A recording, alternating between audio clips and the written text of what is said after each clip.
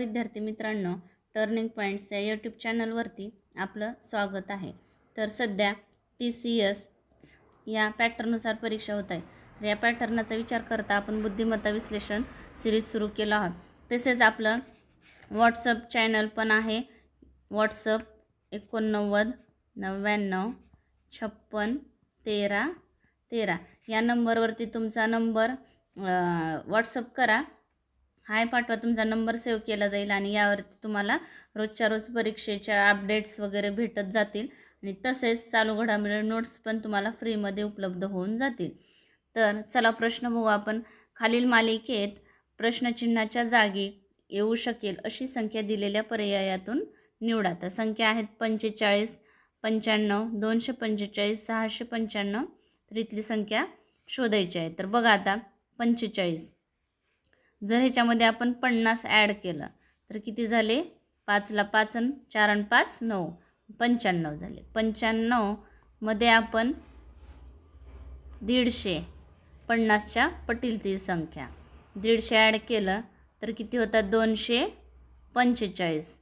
245 मध्ये ज्या पटीतील संख्या म्हणजेच गुणिले 3 करा, 5 त्रिक 15 म्हणजे 150 झाले। 15 त्रिक 45 म्हणजे 450। 450 ॲड केलं तर किती होतं? 695। 695 अधिक, तर ह्याला 3 न गुणलं तर किती? 0 ला 0, 5 त्रिक 15 ला 5, हातच्याला 1, 4 त्रिक 12 आणि 13 म्हणजे 1350 प्लस करायचे आहे कितीमध्ये? 695 मध्ये।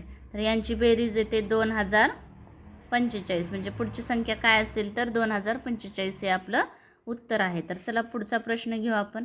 प्रश्न आहे, नितीन वाय या स्थानापासून गाडी चालवायला सुरुवात करतो आणि 10 किलोमीटर चालवत उत्तरेकडे जातो। तर अशा प्रकारच्या गणितासाठी तुम्हाला दिशा ज्ञान असणं गरजेचं आहे। तर बघा, दिशा ही वरती उत्तर दिशा, इकडं पूर्व, पश्चिम आणि खाली आहे दक्षिण दिशा। तर काय म्हटलं आहे? विनीत कुठं? वाय स्थानापासून उत्तरेकडे 10 किलोमीटर। उत्तरेकडे म्हणजे आता तो वरती जाणार। इथून हे वाय स्थान किती किलोमीटर गेला? 10 किलोमीटर। परत काय म्हटलं आहे? त्यानंतर तो उजवीकडे वळतो आणि 29 किलोमीटर गाडी चालवतो। उजवीकडे म्हणजे त्याची इकडं उजवी बाजू। तर किती जातो तो? 29 किलोमीटर। 29 किलोमीटर। परत उजवीकडे वळतो आणि 34 किलोमीटर गाडी चालवतो। परत उजवीकडे म्हणजे खाली येणार तर किती चालवतो? 34 किलोमीटर। हे 34 किलोमीटर। परत त्यानंतर तो उजवीकडे वळतो आणि 13 किलोमीटर गाडी चालवतो। परत उजवीकडे वळतो म्हणजे जर दक्षिणेकडे तोंड असेल तर त्याची उजवी बाजू इकडे असते। तर किती जातो तो? 13 किलोमीटर। किती? 13 किलोमीटर। पुढे शेवटी तो एकदा उजवीकडे वळतो आणि 24 किलोमीटर गाडी चालवतो। शेवटी उजवीकडे म्हणजे त्याचं पश्चिमेकडे तोंड म्हणजे त्याची उजवी बाजू उत्तर दिशेकडे असणार। तर किती किलोमीटर? 24 किलोमीटर। 24 किलोमीटर गाडी चालवतो आणि झेड या स्थानावर थांबतो। तर हे किती स्थान झाले? हे झेड। तर बघा आता, इथून वर 10 आणि हे 24 म्हणजे किती झाले?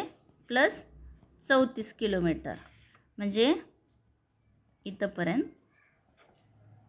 तर काय पुढे काय विचारले? तर वाय या स्थानावर पुन्हा पोहोचण्यासाठी त्याला किती, कोणत्या दिशेने आणि किती अंतर, सर्वात कमी अंतर गाडी चालवायला हवी? निर्दिष्ट केल्याशिवाय सर्व वळणे केवळ 90 अंशाची वळणे आहेत असे मानावे। तर बघा, इथून एवढं अंतर विचारले, वाय ते झेडचं अंतर। तर बघा, हे 13 किलोमीटर म्हणजे इथंपर्यंत किती झालं? हे 13 किलोमीटर आणि 29 मधून जर 13 गेले, 29 वजा 13 16 राहतात म्हणजे हे अंतर किती असेल? 16। म्हणजे हे पण अंतर किती असायला पाहिजे? हे 16 किलोमीटर। परत कोणत्या दिशेला विचारले? तर इकडं कोणती दिशा आहे? तर पश्चिम दिशा म्हणजे 16 किलोमीटर पश्चिमेकडे आहे तो, जावे लागेल त्याला, जे आपलं उत्तर आहे हे। तर चला पुढचा प्रश्न घेऊ आपण। प्रश्न आहे, 6 मित्र आहेत। किती? 6 मित्र। तर कोण आहेत? अमन, बिप्लब, चिरंतन, दिव्या, एलिझाबेथ आणि फिरोज. हे 6 मित्र काय एका गोलाकार टेबलावरती केंद्राकडे तोंड करून बसलेले आहेत. तर हे टेबल आहे आणि हे केंद्रक आहे. तर ह्याच्याकडे तोंड करून बसले आहे. तर हे एक मित्र, हा 2 मित्र, दुसरा, हा तिसरा, चौथा, पाचवा आणि हा 6वा, म्हणजे 6 मित्र आहेत. तर अमन बिप्लबच्या डावीकडे 3ऱ्या क्रमांकावर आहे. बिप्लबच्या डावीकडे कोण बसला आहे? तर अमन. जर आपण इथं बिप्लब घेऊ, बिप्लबच्या डावीकडे 3रा, डावी बाजू बिप्लबची इकडं, तर 3रा कोट 1 2 3, म्हणजे इथं कोण येईल? अमन बसला आहे. तर चिरंतन अमनच्या अगदी शेजारी आहे. अगदी शेजारी. पुढे बघू. एलिझाबेथ दिव्याच्या उजवीकडे 2ऱ्या क्रमांकावर बसते. एलिझाबेथ दिव्याच्या उजवीकडे 2ऱ्या क्रमांकावर. जर दिव्या इथं घेतलो आपण, दिव्याची उजवी बाजू इकडं, तर दिव्याच्या उजवीकडे किती? 2ऱ्या क्रमांकावर. तर इथं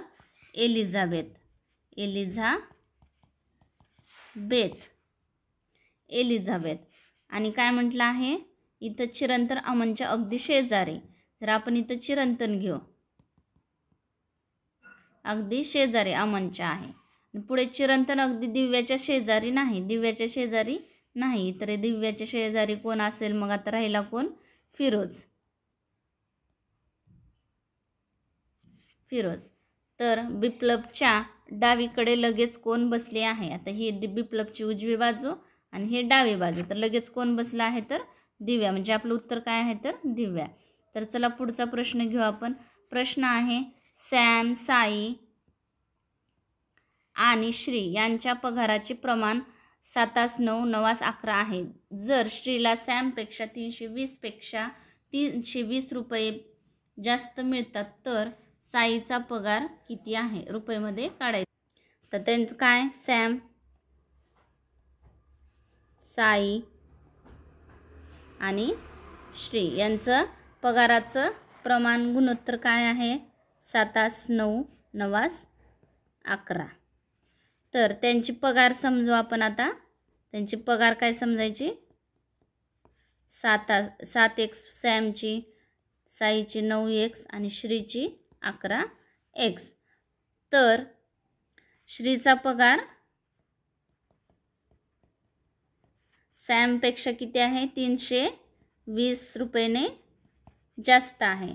तर म्हणून सॅम आणि साईचं गुणोत्तर काय आहे? 7 आणि 11. तर श्रीचा पगार सॅमपेक्षा 320 रुपयाने जास्त आहे. म्हणजे 11x - 7x बरोबर 320. 11तून 7 गेले 4, राहिले 4x, 320. 320 भागिले 4, 4 × 4, 4 × 8 = 32, शून्याला 0, म्हणजे x बरोबर 80. तर साईचा पगार विचारला आहे. कुणाचा? साईचा पगार. त्याचं गुणोत्तर काय? प्रमाण 9x. तर 9 × 80, 9 × 8 = 72. म्हणजे किती? साईचा पगार किती झाला? तर 720 रुपये हे पगार झाला. तर चला पुढचा प्रश्न घेऊ आपण. प्रश्न आहे, दिलेल्या पर्यायामधून खालील मालिकेतील प्रश्नचिन्हाच्या जागी येणारे अक्षरसमूह निवडा. तर काय आता?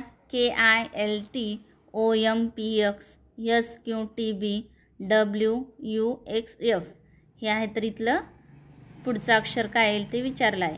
तर अशासाठी आपल्याला A, B, C, D असंच कंटिन्यू ABCD लिहून त्याला क्रमांक द्या. M हा 13 नंबरला येतो. त्याच्या खाली N घ्या, N 14 नंबरला आणि इकडं कंटिन्यू क्रमांक द्या. आणि Aच्या खाली Z येते. Z हा 26 नंबरला 1 2 3 4 असे क्रमांक द्या. तुम्ही एका कोऱ्या पेजवरती लिहून ठेवा. म्हणजे अशा प्रकारचे गणित सोडवण्यासाठी तुम्हाला मदत होईल आणि लवकरात लवकर गणित सोडवता येतील. तर KILT पुढे काय? OMPX पुढे SQTB पुढे आहे WUXF. तर पुढे बघा के प्लस जर 4 केलो आपण, के आहे 11 नंबरला, 11 आणि 4 15, 15 नंबरला येते ओ, म्हणजे ह्याच्यात प्लस 4 केला आहे, परत ह्याच्यात 4 प्लस, ह्याच्यात प्लस 4 प्लस 4. तर बघा डब्ल्यू हा 23 नंबरला आहे, 23 नंबरला, 23च्या पुढे 4 घर गेलो, 23 24 25 26, 26पर्यंतच आपली अक्षरमाला आहे. तर 26 आता 1 2 3 4, जर पुढे कंटिन्यू केलं तर ए येते.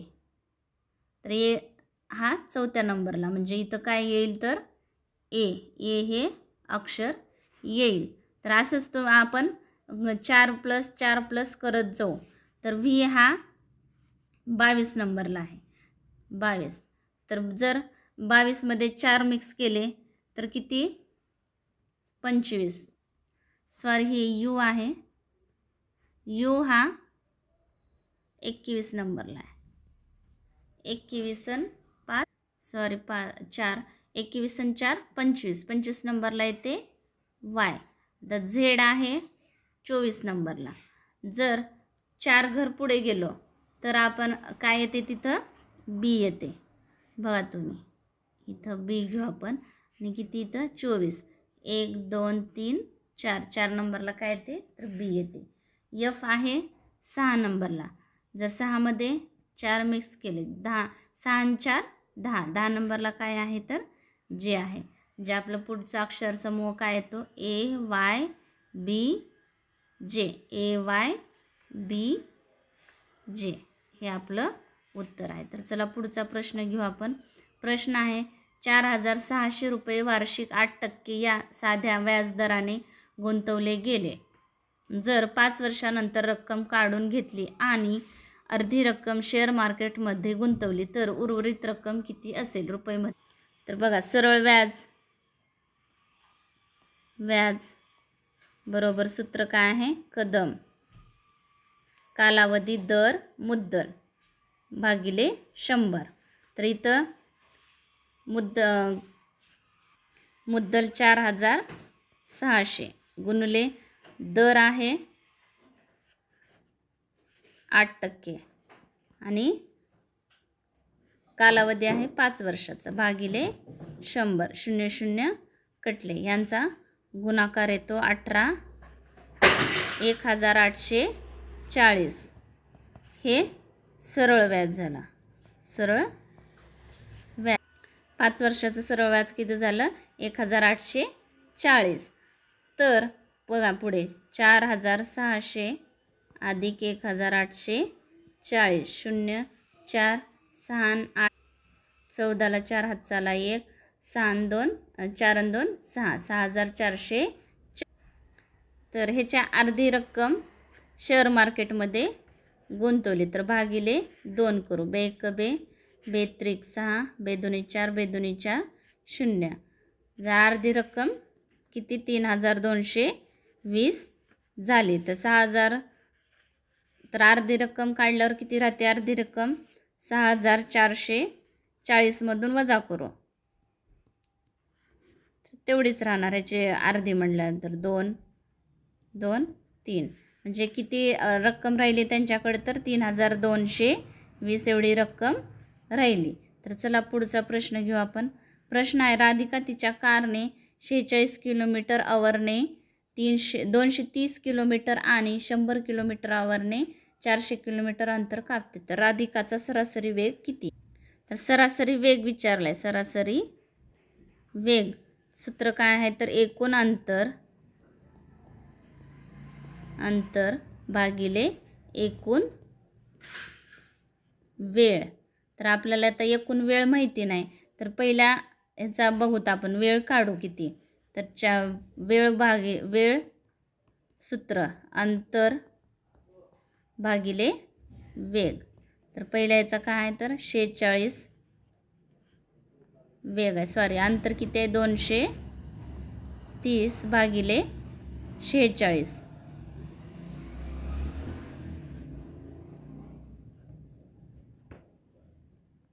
46 एक 46, 46 पाचा 230. तर किती 5 तास. तर दुसरा 400 भागिले 100, 0 0 कटले तर हे 4 तास. तर सरासरी काढायचं सूत्र काय तर एकूण अंतर काय 230 अधिक 400 किलोमीटर. 230 अधिक 400 आणि एकूण वेळ किती आहे 5 अधिक 4. तर बरोबर ह्या दोघांची बेरीज 0 3 4 आणि 2 6 भागिले 5 आणि 4 9, 9 1 9, 9 7 63, शून्याला 0. तर सरासरी वेग किती आहे तर 70 आहे. तर आपलं उत्तर आहे हे. तर चला पुढचा प्रश्न घेऊ आपण. प्रश्न आहे 2 नळ एक टाकी अनुक्रमे 2 तास आणि 24 तासात भरू शकतात. तिसरा नळ 54 तासात टाकी रिकामी करू शकतो. तीनही नळ एकत्र उघडले तर रिकामी टाकी भरायला किती वेळ तासात विचारलं. बघा एक नळ 1/2 तासात आणि दुसरा नळ 1/54 तासात भरतात आणि तिसरा नळ 1/54 तासात रिकामा करतो. म्हणजे 1/2 अधिक 1/54 वजा 1/54. तर बघा तीनही नळ एकत्र उघडले तर रिकामी टाकी भरायला किती वेळ लागते हे विचारलं आहे तिन्ही नळांचं. तर बघा आता यांचा लसावी काढू आपण. यांचा लसावी येतो 27 अधिक 1 वजा 1. बघा 54 भागिले 2, बे 1 बे 2 4, बे 7 14. म्हणजे 2 न 54ला 27 म्हणजे भाग जातो. म्हणजे इथं 27, 54 1 54, 54 1 54 भागिले 54. यांचा लसावी काय निघाला 54 निघाला. बरोबर. तर बघा भागोकांचे बेवा म्हणजे अगोदर बेरीज करू आपण. 27 आणि 1 28, 28मधून 1 गेलं 27 भागिले 54. 27 1 27, 27 2 54 म्हणजे 2 तास लागतील. तीनही जर नळ एकदाच एकत्र उघडले तर किती वेळ लागेल भरायला तर 2 तास लागेल. म्हणजे आपलं उत्तर आहे हे. तर चला पुढचा प्रश्न घेऊ आपण. प्रश्न आहे ए अधिक बी कंसात ए अधिक बी 8A अधिक 3B अधिक 9C आणि कंस बंद 2. हे वर्ग आहे, कंसाचा वर्ग आहे. तर ह्याची विस्तारित रूप विचारलं आहे. तर सूत्र आहे बघा तुम्ही. सूत्र काय आहे तर A अधिक B अधिक C कंसाचा वर्ग. म्हणजे ह्यालाच कसं लिहू शकतो Aचा वर्ग अधिक Bचा वर्ग अधिक Cचा वर्ग अधिक 2AB अधिक 2BC अधिक 2CA ह्याला असं लिहू शकतो. म्हणजेच आता हे कशाचं रूप आहे तर याचं रूप आहे. तर याला आपण असं लिहू शकतो. तर बघा आता ये म्हणजे 8चा वर्ग. 8चा वर्ग ग किती आहे 8 8 64 अधिक बीचा वर्ग. बी म्हणजे आता इथं 3 पण आहे. 3चा वर्ग 3 त्रिक 9, 9B वर्ग अधिक हे सर्व वर्ग आहेत. सॉरी इथं 2 झाला आहे, मिस्टेक झाली इथं. परत सीचा वर्ग म्हणजे इथं सी काय आहे 9C आहे. म्हणजे 9चा वर्ग किती आहे 9 9 81 सीचा वर्ग. परत अधिक 2AB तर इथं ए किती आहे 8 आहे, बी किती आहे 3. म्हणजे ह्या तिन्हींचा गुणाकार 8 त्रिक 24, 24 48 AB अधिक. तर परत इथं 2B किती आहे 3 आहे, सी आहे 9, 9 त्रिक 27 आणि 27 2 54, 54BC अधिक 2CA सी किती आहे 9 आणि ए किती आहे 8. 9 8 72. 72 गुणिले 2 किती येते 144. 144 सी ए. तर हे कुठं आहे बघा आता, कोणत्या याच्यामध्ये आहे तर 64. जे आपलं उत्तर आहे हे उत्तर आहे 64 एचा वर्ग अधिक 9 बीचा वर्ग अधिक 81 सीचा वर्ग अधिक 48 ए बी अधिक 54 बी सी अधिक 144 सी ए. हे आपलं उत्तर आहे. तर चला पुढचा प्रश्न घेऊ आपण. प्रश्न आहे, एका वस्तूची खरेदी किंमत आणि विक्री किंमतीचे गुणोत्तर 6:5 आहे, तर शेकडा तोटा किती? शेकडा तोटा, तर तोटा बरोबर खरेदी वजा विक्री.